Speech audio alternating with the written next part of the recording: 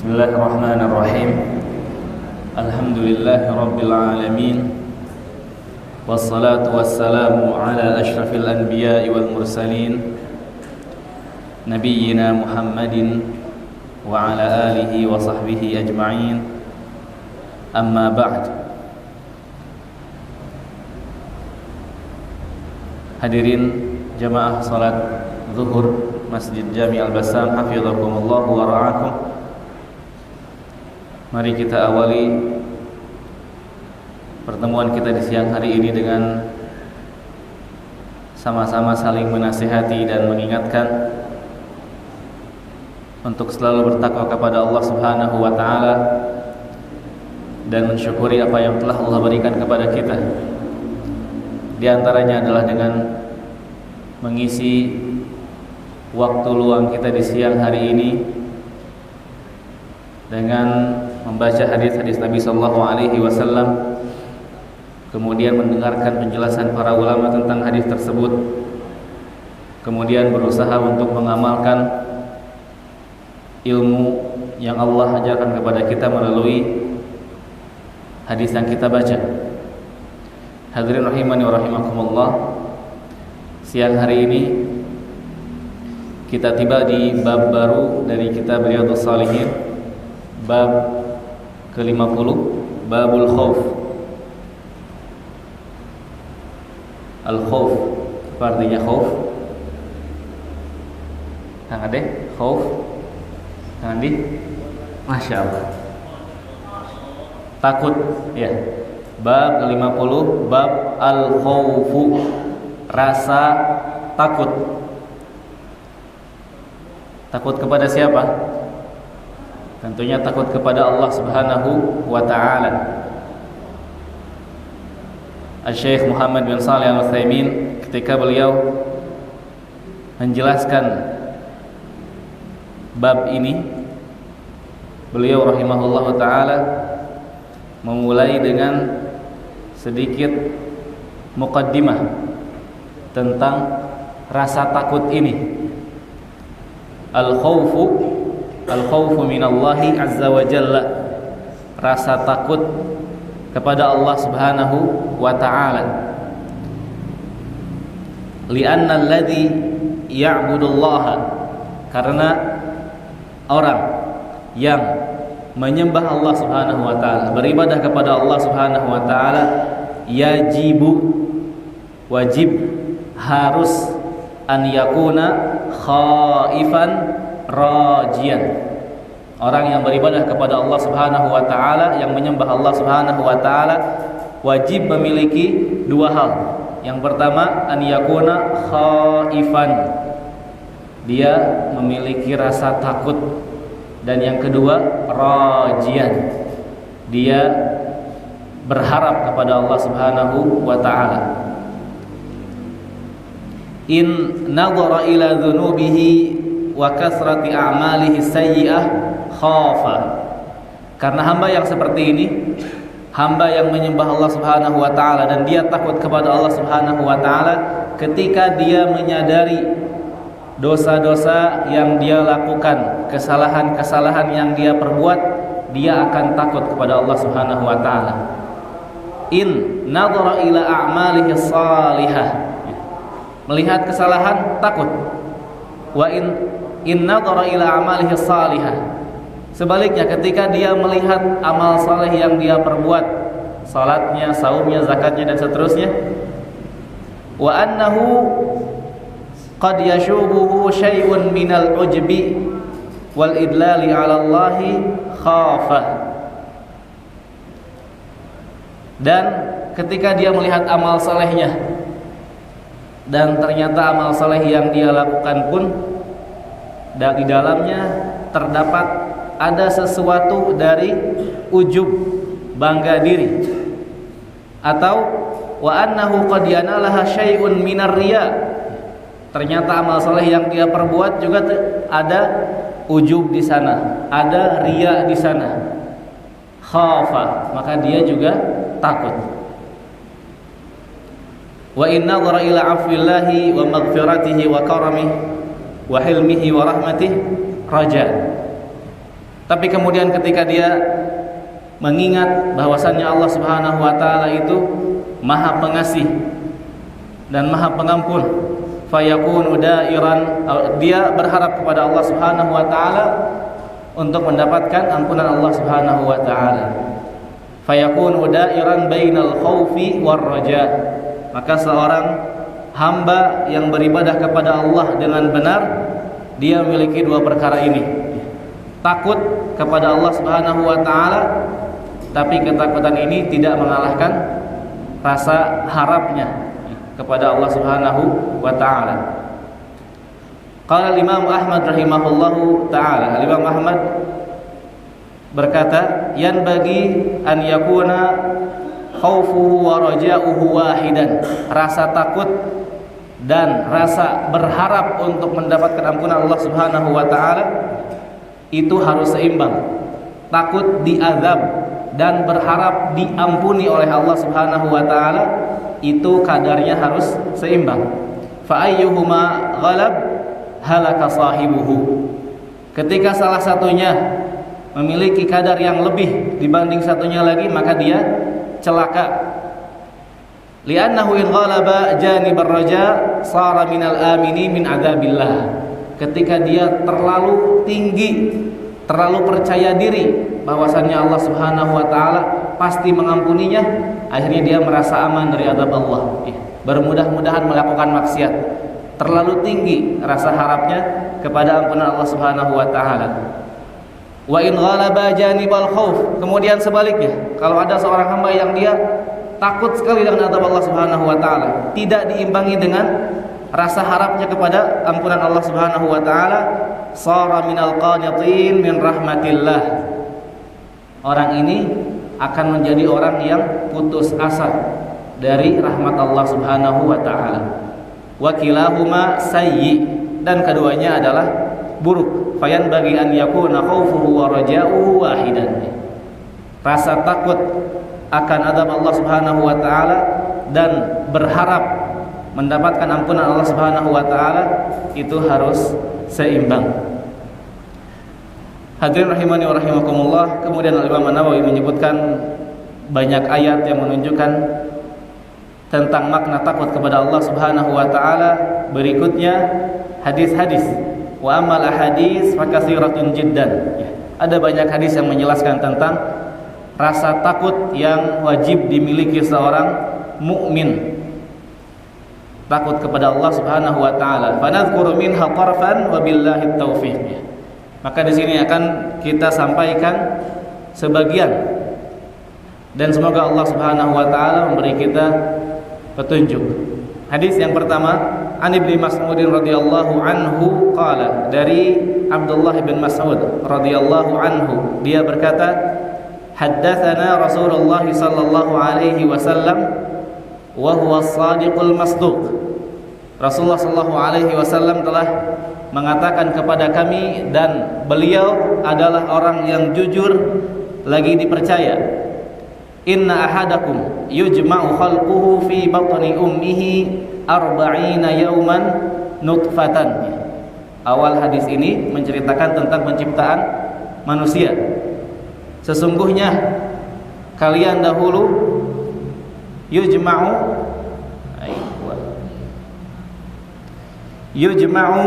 khalquhu fi batni ummihi, bahwasannya dahulu kalian adalah makhluk yang diciptakan di dalam perut ibu kalian, atau di dalam perut ibunya.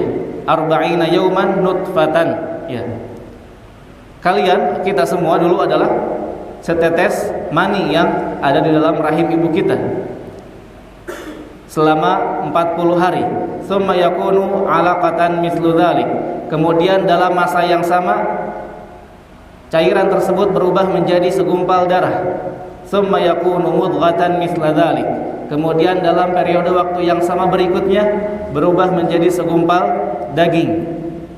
Tsumma yursalul malak. Kemudian malaikat diutus. Fayanfukhu fihi ruh. Malaikat ini meniupkan ruh ke dalam segumpal daging tadi. Wa yu'maru bi arba'i kalimat. Dan dia diperintahkan dengan 4 hal. bikatbi rizqihi, mencatat rezekinya, wa ajalihi, ajalnya, wa amalihi, perbuatannya, wa syaqiyun aw sa'idun. Kemudian bagaimana akhir hayatnya, bagaimana kehidupan setelah kematiannya, apakah akan berakhir bahagia atau sengsara. Fawalladzi la ilaha ghairuh, dan demi Allah, inna ahadakum la ya'malu bi amali ahlil jannah, sesungguhnya salah seorang di antara kalian beramal dengan amalan ahli surga, hatta yakunu bainahu wa bainaha illa dhira', sampai jarak yang tersisa antara dirinya dengan surga itu hanya satu dhira', satu hasta. Maksudnya jarak di sini antara dia dengan kematiannya, karena surga tentu adanya setelah dia wafat. Fayasbiqu alaihi alkitab, tetapi apa yang Allah Subhanahu wa taala takdirkan untuknya mendahului. Fayamalu bi amali ahlin nar, kemudian dia melakukan amalan ahli neraka sebelum wafatnya.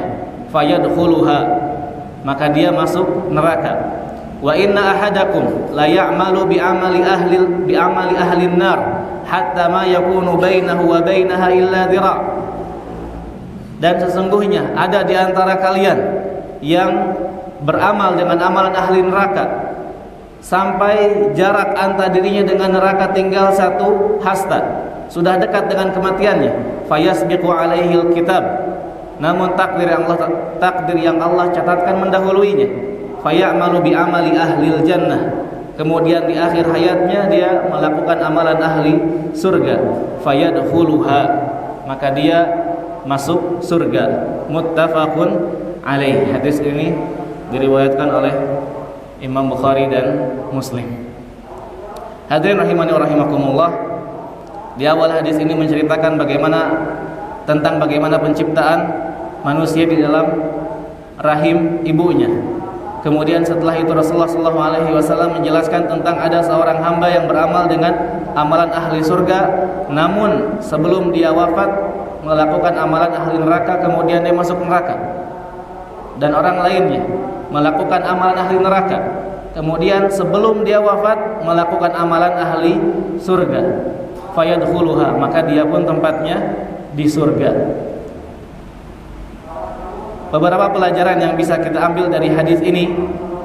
Yang pertama adalah makna yang sesuai dengan judul bab, rasa takut. Seorang mukmin hendaknya dia memiliki rasa takut bagaimanapun kondisinya dia, baik berada dalam ketaatan ataupun terlebih lagi ketika tidak berada dalam ketaatan. Al-Imam Syekh Muhammad bin Shalih Al-Utsaimin menjelaskan, innar rajula la ya'malu bi amali ahlil jannah fi ma yabdu linnas. Hadis ini dijelaskan oleh hadis lainnya. Jadi yang tadi hamba yang melakukan amal saleh kemudian di akhir hayatnya terjatuh ke dalam kemaksiatan hingga dia masuk neraka, dijelaskan bahwasannya orang ini melakukan amal saleh fi ma yabdu linnas, amal-amalan yang terlihat saleh di mata manusia. Artinya amal salehnya dia lakukan tidak dengan ikhlas. Adapun orang-orang yang melakukan amal saleh dengan ikhlas, maka Allah Subhanahu wa taala, kemudian Allah Subhanahu wa taala terima pahalanya, terima ibadahnya, maka orang yang seperti ini tidak akan Allah Subhanahu wa taala hinakan. Yang dimaksud dalam hadis ini adalah orang-orang yang melakukan ibadah tidak dengan ikhlas, terlihat amal saleh di mata manusia saja. Maka yang seperti ini di akhir hayatnya ketika dia tidak bertaubat, maka kemudian dia melakukan maksiat dan menjadi ahli neraka. Dan pernah terjadi di zaman Rasulullah SAW sebuah peristiwa di mana ada salah seorang yang ikut jihad bersama Rasulullah SAW, ikut berperang. Bahkan dalam perangnya dia membunuh banyak musuh, seorang pemberani. Tapi kemudian kata Rasulullah sallallahu alaihi wasallam, innahu min ahlin nar. Orang itu ahli neraka. Seorang mujahid berperang dengan berani, berjihad dengan berani, namun kata Rasulullah sallallahu alaihi wasallam, innahu min ahlin nar.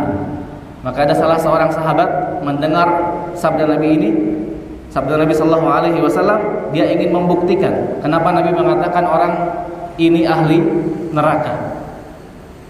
Dia ikuti dan dia perhatikan orang yang berjihad dengan berani tadi. Ternyata ketika dia berperang, dia banyak terkena tusukan, banyak diserang oleh musuh sehingga ada banyak luka pada tubuhnya. Ternyata setelah itu dia tidak sabar menahan rasa sakit pada tubuhnya, kemudian dia bunuh diri. Maka melihat hal tersebut, orang ini kembali kepada Nabi sallallahu alaihi wasallam, kemudian, "Ya Rasulullah, sungguh apa yang kamu katakan adalah benar." Jadi orang yang tadi ketika berperang dengan gagah berani, Rasulullah sallallahu alaihi wasallam mengatakan innahu min ahlin nar. Dia adalah ahli neraka. Ternyata hal tersebut benar. Sebelum dia wafat, dia tidak kuat dengan rasa sakit yang dia terima dari luka-luka, maka dia bunuh diri. Kemudian contoh kisah lainnya untuk kondisi yang kedua, orang-orang yang semasa hidupnya melakukan kemaksiatan, menyekutukan Allah Subhanahu wa taala, namun kemudian di akhir hayatnya dia masuk surga, masuk Islam, kemudian masuk surga. Salah seorang sahabat Nabi sallallahu alaihi wasallam, beliau bernama Al-Usairim, ya. Rajulun yuqalu lahu Al-Usairim min Bani Abdil Ashhal. Seorang lelaki bernama Usairim. Orang ini kafirun munabidun lid-da'wah al-ilahiyah diddal muslimin. Orang ini begitu benci kepada kaum muslimin, memerangi kaum muslimin. Falamma kana fi ghazwati Uhud, namun kemudian ketika akan terjadi perang Uhud, orang ini masuk Islam, kemudian terbunuh di perang Uhud sebagai syahid. Rasulullah sallallahu alaihi wasallam mengatakan innahu min ahlil jannah, padahal dia belum pernah salat sama sekali, ya. Ini contoh untuk yang tadi, yang kedua. Beramal buruk kemudian di akhir hayatnya melakukan amalan ahli surga, kemudian masuk surga. Hadirin rahimani wa rahimakumullah. Maka kesimpulan penting dari hadis ini adalah apa yang disampaikan oleh ulama salaf kita, di antaranya wal hasil annal insan laisa lahu an yaftakhira wa yu'jabu bima yaf'alu minal a'malil hasanah. Ya. Seorang manusia jangan merasa bangga ketika dia bisa melakukan amal-amal saleh, li'annal ibrata bil khawatim. Ya. Karena yang menjadi patokan adalah penutupnya. Wala yadri ila ma yasiru ilaihi minal aqibah. Dan tidak ada yang tahu bagaimana akhir hayatnya dan apa yang akan dia dapatkan setelahnya. Perkataan lainnya, li'anna al-muslimin la yadruna aw li'anna an-nasa la yadruna bimadza yakhtimu amalahum. Ya. Tidak ada satupun manusia yang tahu dengan amal apa dia menutup akhir hayatnya. Maka doa-doa yang Nabi ajarkan kepada umatnya, di antaranya Allahumma ya muqallibal qulub tsabbit qalbi ala dinik, Allahumma ya musarrifal qulub sarrif qulubana ala ta'atik, harus terus kita baca agar Allah Subhanahu wa taala mewafatkan kita dan perbuatan terakhir yang kita lakukan adalah amalun min a'mali ahlil jannah, amalan dari amalan-amalannya ahli surga. Demikian yang bisa disampaikan. Wassallallahu ala nabiyyina Muhammad wa ala alihi wa sahbihi wasallam. Assalamualaikum warahmatullahi wabarakatuh.